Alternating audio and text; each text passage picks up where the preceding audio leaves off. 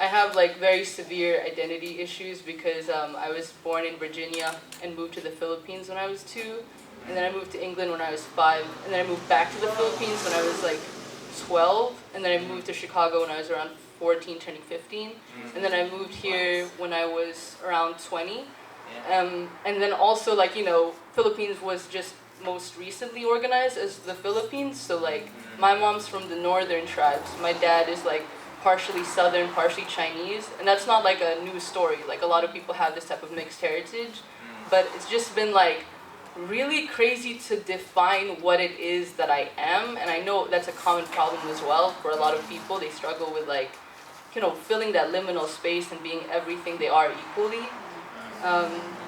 And it's also just like acknowledging everyone has their own kind of like distance from their own home culture.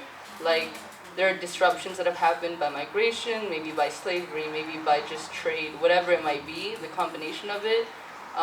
It's made it hard for me to maintain a relationship with my grandma. And I called her, well, my dad called her for me when I went back to Chicago. Oh my gosh, I'm using all my time, but I'm gonna go into this, it's fine.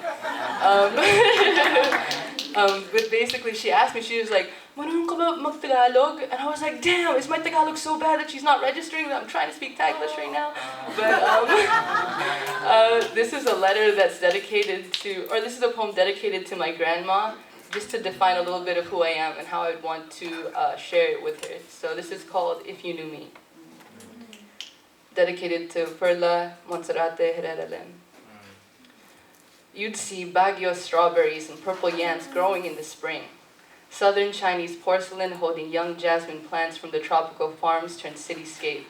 Scenes of Chicago's Red Line roaring until 1 a.m. at the Howard stop, home from breaking at last.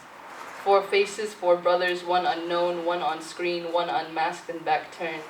You'd hear the English code broken after 5, and my mother's native tongue repairing at 25.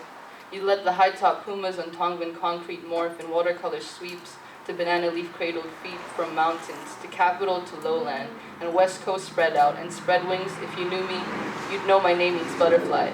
In our Tagalog by way of Nawat, if you knew me and I knew you, a sacred web of bridges might be remembered.